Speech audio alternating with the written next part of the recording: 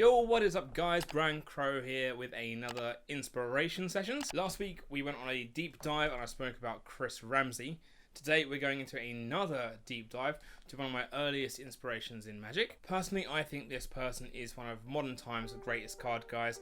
I'm not going to go too much on an intro. This person needs no introduction. Today I'm talking about the one, the only, Mr. Daniel Madison.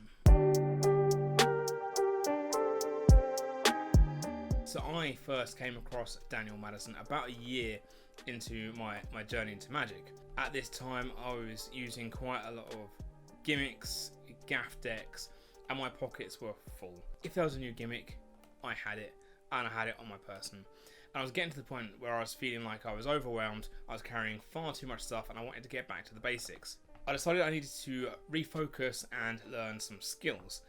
Something that I could develop some sleights and some moves, and have a repertoire that I could dip into whenever I needed to. And I couldn't decide between coins and cards, but because of my long-term love for Ramsey at this point, I decided to stick with cards and go with that. After asking other magicians and taking a look around the web, most fingers pointed to one person and one person alone: Daniel Madison. One of the things that I really liked about Madison was that he didn't call himself a magician. Instead, he referred to himself as a professor of the deceptive arts. And he focused on the sleights and the moves themselves, the nuances, the actions, every single little thing that you could need to know about a move that he was teaching was in there.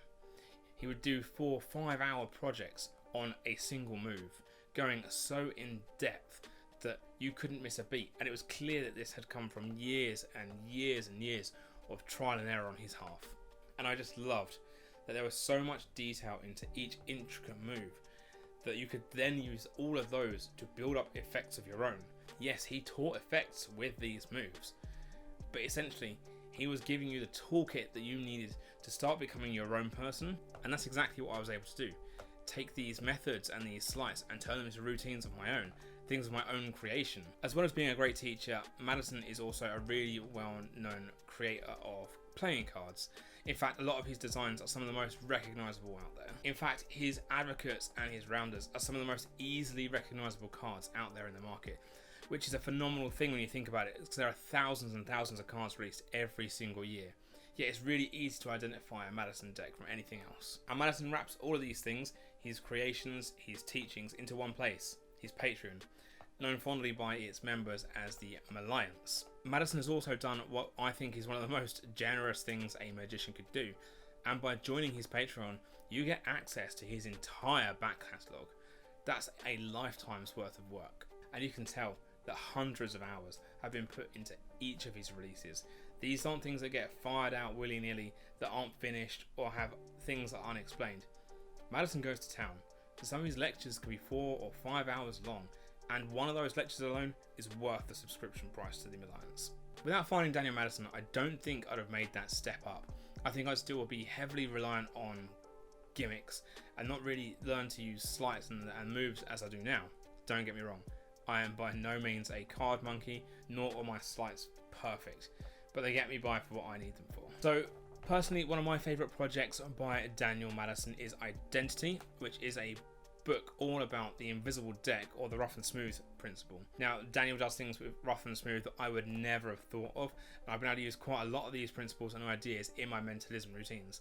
It's been such a great use rather than just the standard invisible deck.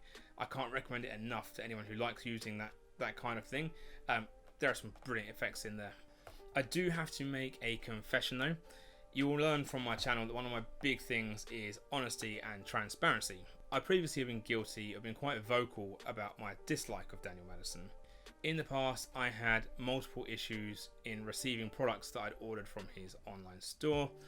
Not only did I not get many of the things that I'd ordered, but even after time, getting things like refunds were always difficult. To my understanding, Daniel now has a team of people behind the scenes running his web store for him and making sure that these issues are completely ironed out. And I highly encourage any magicians, especially those who enjoy card work, to join the Alliance, even just for a couple of months, because the stuff that you will learn, the information you get access to is world class. I can promise you that. So that is the end of another inspiration session and a bit more of a deep dive into what got me started in Magic. Be sure to like, subscribe and hit that little notification bell so you can be one of the first to find out when new videos come out.